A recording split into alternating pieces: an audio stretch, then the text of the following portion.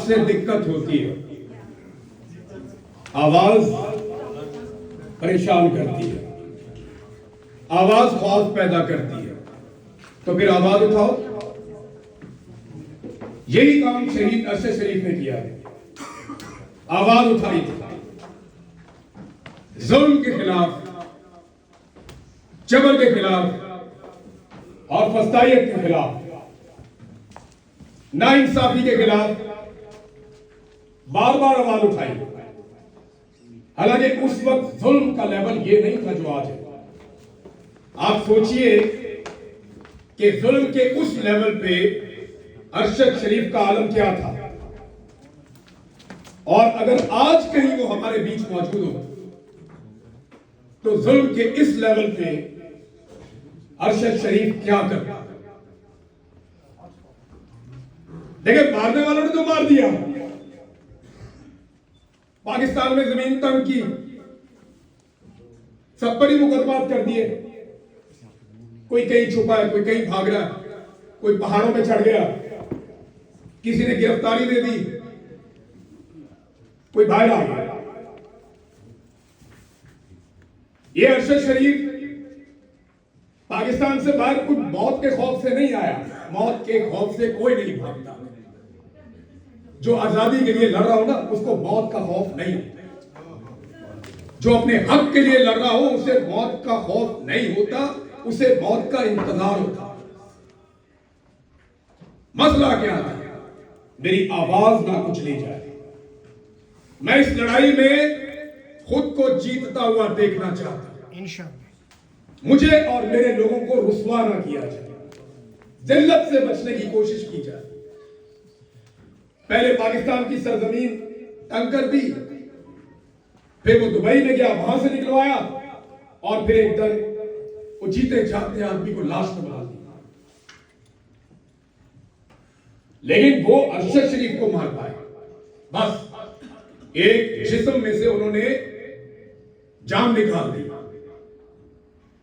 लेकिन वो कितनों को जुबान दे गया। मेरा एक दिन भी ऐसा नहीं गुजरता जिस दिन मैं अरशद शरीफ का कोई क्लिप नहीं देखता।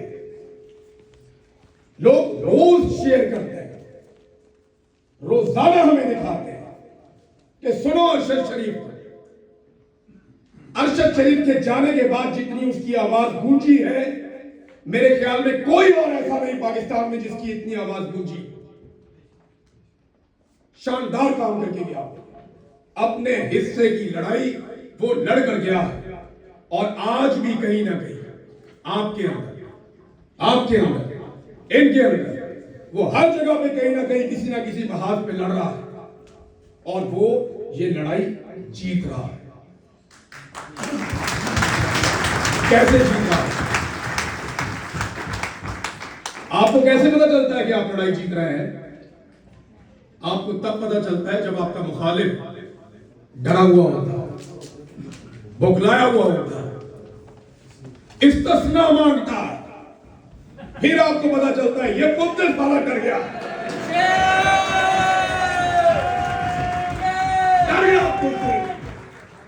अरशद शरीफ ने इस्तिस्ना नहीं मांगा, लड़ाई लड़ी उसने अपनी। ये सारे लड़ने वाले बैठे, ये भी लड़ने वाले बैठे। मेरी फौज इतनी बुज़दिल नहीं हो सकती। जिस फौज को मैं पाकिस्तान में छोड़कर आया, वो इतनी बुज़दिल नहीं हो सकती। उन्हें इस्तिस्ना नहीं चाहिए। एक दूसरे से सबकत करते हैं, गोली मैं खाऊं, मुझे भेजो अगले मोर्चे पे, मैं लड़ूंगा। बुज़दिल नहीं हो सकते। इस्तिस्ना देने वाला ना मेरी फौज का चेहरा, जो भी इस्तिस्ना लेगा वो ना मेरी फौज की नुमाइंदगी करता है, ना वह मेरी फौज का चेहरा। इस्तिस्ना ना तो इस्लामी है और ना ही शरई है। और ये बात मैं नहीं कह रहा, मौलवी कह रहे हैं। वो मौलवी कह रहे हैं जिन्होंने इनके लिए वो सब बोला जो उलमाए हक शर्मा जो है उसे सुन के आज वो मौलवी भी हाथ खड़े करके बैठे कि नहीं भाई, इस्तिस्ना का कोई ताल्लुक इस्लाम से नहीं है। इस्तिस्ना का कोई ताल्लुक हमारे दीन से नहीं है, ना कोई शरीयत से इसका ताल्लुक, ना कोई इसकी गुंजाइश, तो अरशद शरीफ जीत रहा है, ये हार रहे हैं और ये इनकी सदा है, ये रोज हारे। याद रखें, जब भी कोई डिक्टेटर आता है ना, पहला काम क्या करता है? आप दुनिया का मॉडल उठाए ना, पूरी दुनिया में ये दो मुल्क साथ साथ है, सिर्फ उनको स्टडी कर लें आप, एक शुमाली कोरिया, एक जनूबी कोरिया, इन दोनों को स्टडी कर लें, आपको सारी बात समझ आती है। जो आजाद कोरिया है, जनूबी कोरिया, वहां आपको मीडिया नजर आए, आजादी इज़हार राय, इंसानों के हुकूक, इलेक्शन और लोगों को उनके मैंडेट की तौहीन वहां पे नहीं मिलेगी। लेकिन जब आप देखते हैं शुमाली कोरिया में, तो इसका बिल्कुल उलट है। तो जहां पे भी दुनिया में डिक्टेटर आए, बादशाह होगा, डिक्टेटरशिप होगी, आमरीयत होगी, वहां पे आपको सबसे पहले मीडिया की आवाज कुचलती हुई दिखाई दे। मीडिया को काबू करो, सबसे पहले ये काम करते हैं, और इस मर्तबा भी इन्होंने यही किया। 2022 में जब इन्होंने ये रजीम चेंज ऑपरेशन प्लान किया, तो इन्होंने मीडिया को काबू करने की कोशिश की, बड़ी मुलाकातें की इन्होंने, बड़ा इन्होंने ग्राउंड बनाया। मैं उनके नाम नहीं लेता जिन्होंने एक एक मुलाकात में सरेंडर कर दिया, लेकिन ऐसे लोग मौजूद हैं जिन्होंने हथियार नहीं पहने। हमने इनको समझाया था, हमने इनको बताया था कि तुम्हारी मंजी ठुक जाएगी, बाद आ जाओ, ये ना करना। इन्हें समझ नहीं आई, इनको शौक था पंगे लेने का। लो पंगा तुम्हें बताया था, ये मिडिल क्लास, ये तुम्हें टक्कर देंगे, ये तुम्हें नहीं छोड़ेंगे। तुम आईने में अपनी शक्ल देखोगे, तुम्हें शिकस्त अपने माथे पे लिखी हुई नजर आएगी, और आज उनको रोज ये शिकस्त तुम्हें रोज दिखाई देगी। अब बहुत सारे लोग हमें आजकल किस्सा सुना रहे हैं, कहानी सुना रहे हैं कि जनाब ममदानी और ट्रंप एक साथ बैठ गए। वो देखें जमहूरियत कितनी प्यारी है, कितनी क्यूट लग रही है जमहूरियत, कि ट्रंप और ममदानी दोनों मुखालिफ हैं। वो देखो बैठ गए एक साथ, वो देखो जमहूरियत का हुस्न। लानत तुम सबकी सोच के ऊपर बेशर्मो।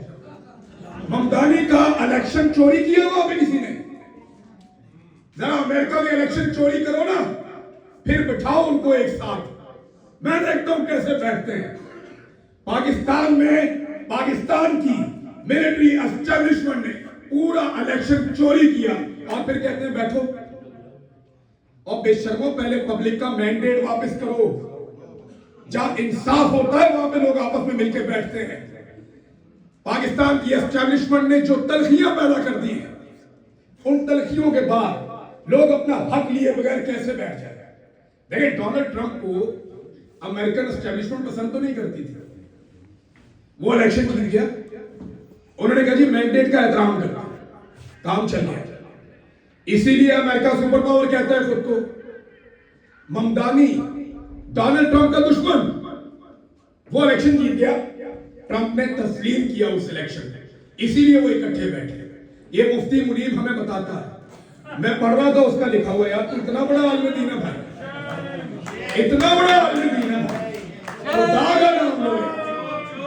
यार, आपके अंदर इंसानियत नहीं है मुफ्ती साहब। इद्दत के केस में इसकी जबान बंद, इंतखाबी निशान छीन लिया, इसकी जबान बंद, फॉर्म 47 के ऊपर जाली हुकूमत बना दी, इसकी जुबान बंद। ये मौलवी कल तक हमें मिसालें देते थे, रियासत मदीना की। ये मौलवी हमें मिसालें देते थे सहाबा इकराम की, अब ये हमें मिसालें देता है मगरिब की और डोनाल्ड ट्रंप की। इससे ज्यादा इनकी गिरावट क्या? इनको शर्म आनी चाहिए। पाकिस्तानियों का हक छीन कर ये कहते हैं अब हक मांगो भी ना। प्रॉब्लम ये है, इमरान खान के साथ बड़ा पंगा क्या है? वो इमरान खान को तो वो छोड़ते हैं, वो सिर्फ ये कहते हैं कि एक एनआरओ दे दो, आप घर चले जाएं। या बाहर चले जाए, एंजॉय करें, जरा टाइम हमें गुजारने दें। वो कहता है मैंडेट वापस करो, ये है लड़ाई। वो कहता है वहीं से शुरू होगा जहां से खत्म हुआ, मेरा मैंडेट वापस करो, ये है फंडा। यही लड़ाई अरशद शरीफ के साथ थी, यही लड़ाई इमरान खान के साथ है, और यही लड़ाई हम सब के साथ है। लेकिन ये रुकेगी नहीं, ये रुकेगी नहीं। तुम हमें गद्दार बोलो, हमें बागी बोलो, हम साबित कर देते हैं ना हम कौन। आप सब मेरी बात का जवाब देंगे इंशाल्लाह। मैं आपसे एक बात पूछता हूं, मुझे उसका जवाब दीजिए। पाकिस्तान जिंदाबाद। देखो कितने सारे गद्दार, देखो जनरल साहब गद्दार, देखो कितने गद्दार सैकड़ों यहां जमा कर लिया है। देखो गद्दार, फिर तो पाकिस्तान पाकिस्तान देखो जनरल साहब गद्दार, ढेर लगा गद्दारों का। देखो अपने आगे पीछे, तुम्हें हर गली में, हर चौराहे, हर नुक्कड़, हर जगह तुम्हें गद्दार मिलेंगे जो सुबह उठ के तुम्हें सैल्यूट करते हैं। गौर से सुनो, वो भी गद्दार है। जो रात को तुम्हें दूध का गिलास देते हैं, गौर करो, वो भी गद्दार है। जो तुम्हारे घर के आसपास रहते हैं, गौर करो, वो भी गद्दार है। तुम्हारा पाला पड़ा है 25 करोड़ गद्दारों से। ये गद्दार, याद रखना मेरी बात, ये गद्दार, ये गद्दारी करते रहेंगे, ये बात नहीं आएगी। नहीं यकीन आता, लो जनरल साहब फिर सुनो, पाकिस्तान ये गद्दार, कमाल गद्दारी की है आपने। अगर ये गद्दारी है ना, तो हम सारे गद्दार। मैंने इनको समझाया था कि ये पंगा मत लो। अभी मेरे दोस्त कह रहे थे कि उस्मान बुज़दार की शक्ल देखनी पड़ेगी, कोई कह रहा था कि फिरदौस आशिक इवान की शक्ल देखनी पड़ेगी। मैं कसम खाकर कहता हूं कि सिर्फ आपको इन जर्नलों की शक्ल ना देखनी पड़ेगी। ये पाकिस्तान की सियासत में मुदाखलत बंद करें तो पाकिस्तान चल जाएगा। अगर पाकिस्तान जिंदाबाद, अरशद तेरे खून से जिंदाबाद, अरशद तेरे खून से जिंदाबाद। बड़े इन्होंने एहसास से लॉन्च किया, ये प्रोग्राम नहीं होना चाहिए, हम बार बार करेंगे, हर जगह करेंगे, हर शहर में करेंगे, हम आवाज उठाएंगे। क्योंकि एक बात तो पक्की है, ये जो केस है ना अरशद शरीफ वाले, इसमें नहीं है मसला। मैंने हर जाविये से कैलकुलेशन की है, मैं और साबिर भाई इस पे घंटों बात करते रहे। इस केस में ये नहीं बचेंगे, ये नहीं बचेंगे। मेरा ईमान है, इसका जवाब भी देना पड़ेगा, इसमें इंसाफ भी होगा और पाकिस्तान के अंदर इंसाफ होगा। देर जरूर होगी, लेकिन याद रखिएगा इंसाफ जरूर। बड़ी कोशिश की इन्होंने ये वाला प्रोग्राम रोका, इससे पहले वाला प्रोग्राम था उसको रोक। अपने असासे लॉन्च करते हैं, पाकिस्तान के अंदर भी, पाकिस्तान के बाहर हमारे लोगों को डराते हैं, उन्हें धमकाते हैं। इनसे डरना छोड़ो। जब ये तुम्हें धमकी लगाएं, इनको वापस धमकी लगाओ। जब ये तुम्हें डराएं, इनको वापस डराओ। और ये डरते किससे हैं? आवाज से। आवाज उठाओ। आपके पास आज डिजिटल मीडिया का दौर है, उठाओ अपना अपना मोबाइल फोन, उठाओ अपना सोशल मीडिया, लॉजिक के साथ बात करो। लॉजिक, गाली वो देता है जिसके पास दलील खत्म हो जाती है। आपने कभी इमरान खान के मुंह से गाली सुना? कभी आपने देखा कि इमरान खान किसी ऐसे शख्स को फॉलो करता हो जो गाली देता है? आप एक इमरान खान की पॉलिटिकल पार्टी है, उसने बनाई है, उसके किसी ऑफिशियल की जानिब से आपने गाली सुनी? लेकिन यहां ऐसी पॉलिटिकल पार्टीज हैं जो उन लोगों को फॉलो करते हैं, दावत करते हैं, साथ बिठाते हैं, जो दिन रात गाली देते हैं। क्योंकि दलील खत्म हो गई। आपके पास दलील है, आपके पास कहने के लिए बहुत सब कुछ है और आप इसे साबित कर सकते हैं। वो आपकी आवाज से डरते हैं। आप सबके बीच में अरशद शरीफ की आवाज आनी चाहिए। मैं लास्ट टाइम बता रहा था, मुझे बड़े दोस्तों ने फोन किए, घर पे आ गए। मैं जबरी तौर पे जब लापता हुआ तो फिर मैं वापस आया, तो मुझे बहुत सारे यहां बैठे हुए लोग हैं, इन्होंने भी फोन किए, इधर बैठे हुए लोग हैं, वहां मेरी बहन बैठी, उन्होंने भी, बाकी सब लोगों ने मुझे फोन किए और बहुत सारे लोगों ने मुझे कहा बस क्या, बस कर, वो काफी हो गया। यानी हर एक की लड़ाई की एक लिमिट होती है। हमें लगा कि तुमने अपनी लड़ाई, मैं लड़ाई छोड़ देता खुदा की कसम अगर काम खत्म हो जाता। काम खत्म नहीं हुआ, या तो खुद खत्म हो जाएंगे या ये काम खत्म करेंगे।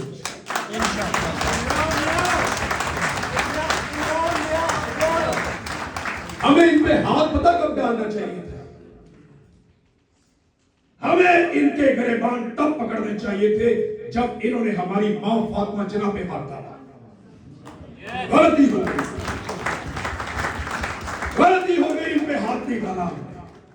इन्होंने हमारी मां पे हाथ डाला, हमारे बाप पे हाथ डाला, हमारे लीडर मार दिए। हमें इनका गिरबान पकड़ना चाहिए था, गलती हो गई। हमारे बुजुर्गों ने नहीं पकड़ा। आप अल्लाह का शुक्र अदा करें कि उसने आपको लड़ने के लिए एक लड़ाई दी है।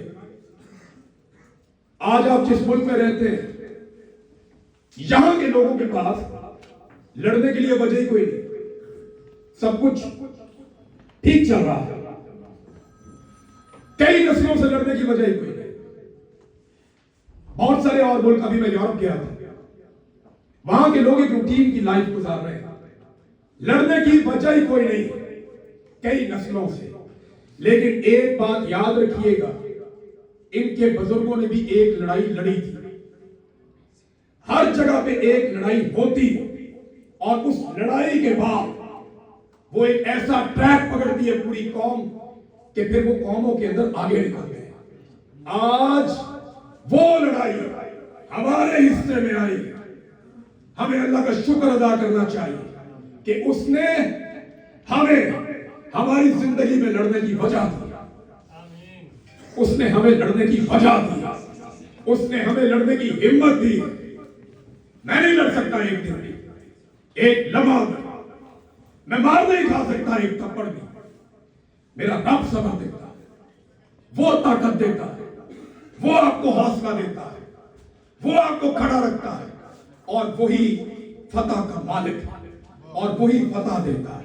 आज उनका खौफ बोलता है कि अरशद शरीफ जीत रहा है और वो लड़ाई हार रहे हैं। ये लड़ाई को लंबा कर सकते हैं, इसको ऐसे खींच सकते हैं, लड़ाई को लंबा कर सकते हैं, जीत नहीं सकते, क्योंकि इस लड़ाई में जीत हमारी है। इंशाअल्लाह हम हर हाल में जीतेंगे। हम मुकाबला करेंगे, हम हमेशा मुकाबला करेंगे, हार नहीं मानेंगे, इनके साथ लड़ते रहेंगे। कभी हम कम होंगे, कभी हम ज्यादा होंगे, लेकिन हम इनसे लड़ेंगे, हम मर जाएंगे, हार नहीं मानेंगे। हो सकता है कि हम इस लड़ाई में जीत को देखें, लेकिन मुमकिन कि इस लड़ाई में हमारी आने वाली नस्ल जीत को देखे। मैंने एक दिन एक जर्नैल को एक बात कही, उसने मेरे साथ राब्ता किया। मैंने उसे कहा कि आप हमसे हार जाए, आप अच्छे रह जाए, हमसे हार जाओ, अच्छे रह जाओ, क्योंकि हमारी आने वाली नस्ल हमसे ज्यादा लीथल है। वो जो करेगी आप सोच भी नहीं सकते। हमारे अंदर तो फिर भी हमारी परवरिश में कुछ थोड़ा बहुत लचक, बहुत सारी ऐसी चीजें हमारी परवरिश का हिस्सा रही जो अब हमारी आने वाली नस्ल में नहीं है। तो मेरा इस माफिया को मशवरा है कि हमसे हार जाओ, कुछ इज्जत रह जाएगी। अगर कहीं हमारी औलाद तुम्हारे गले पड़ गई ना, तो वो इज्जत भी उतारेगी और सत्यानाश भी कर देगी।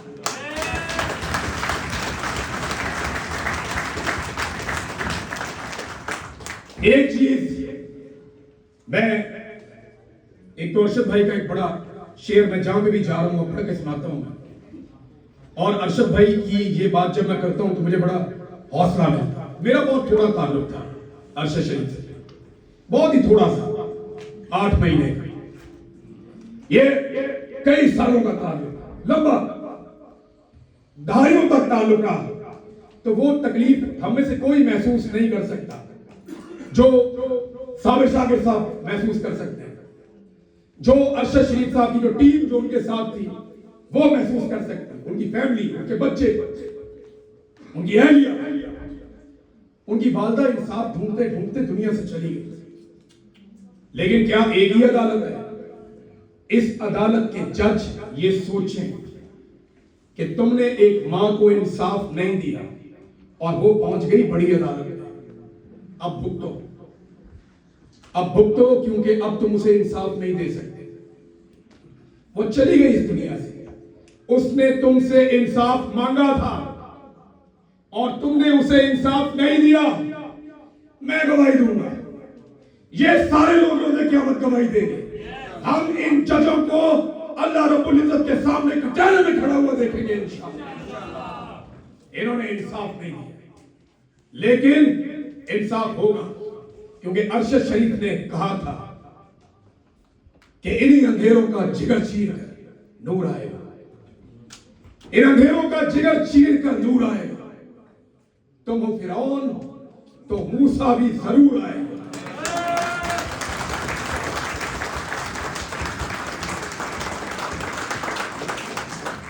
और एक गुजारिश और, जो अरशद शरीफ साहब की फैमिली ने, और क्योंकि हम लोग लगातार राब्ते में रहते हैं, और उनकी टीम ने हमें यह बताया कि कुछ लोग हैं जो उनसे राब्ता कर रहे थे, कुछ फंड रेजिंग करना चाह रहे थे अरशद शरीफ साहब का नाम लेकर। तो अगर उन्हें किसी कानूनी मावनत की मद में वो पैसा दरकार है तो वो हमारे पास आ जाए, साबिर भाई हम देख लेते हैं। क्योंकि मेरी साबिर भाई से जब बात हुई, किसी से कोई ओवरसीज पाकिस्तानियों से मेरी गुजारिश कि अरशद शरीफ के नाम पे आपसे कोई चंदा मांगे तो आपने 1 रुपया भी नहीं दिया। वजह यह है कि उनकी फैमिली ने हमेशा इनकार किया, और वो सब इतने तगड़े हैं अल्हम्दुलिल्लाह कि वो अपने सपूत का केस लड़ रहे हैं और आइंदा भी लड़ेंगे। और अगर किसी को ये लगता है कि वो बाहर बैठ के कुछ कर सकता है और उसको कोई मदद दरकार है तो वो हमसे राब्ता कर सकता है, जो हमसे बन पड़ेगा वो हम करेंगे। लेकिन आप सबसे गुजारिश है कि आप इस तरह की चीजों से, क्योंकि उनकी फैमिली ने और उनके कुछ दोस्तों ने ये रिक्वेस्ट की कि ये मामला उनके सामने आया, तो आप सब ने इस बात का ख्याल रखा है। एक दफा और गद्दारी कर दें, कर देना, जोर से गद्दारी करें, जनरल साहब को पता चले कि किस लेवल के गद्दारों से उनका पाला पड़ा। पाकिस्तान, पाकिस्तान, बहुत शुक्रिया आपका। अब साबिर भाई बात करेंगे, और साबिर भाई की बात आप लोगों ने बड़े गौर से सुनी, क्योंकि जो हक़ाइक़ साबिर भाई को पता है वो चीजें हम में से कोई भी नहीं जानता। बहुत सारी ऐसी चीजें जो हमें इल्म नहीं है, साबिर भाई आपको बताएंगे। थैंक यू वेरी मच, जज़ाकल्लाह।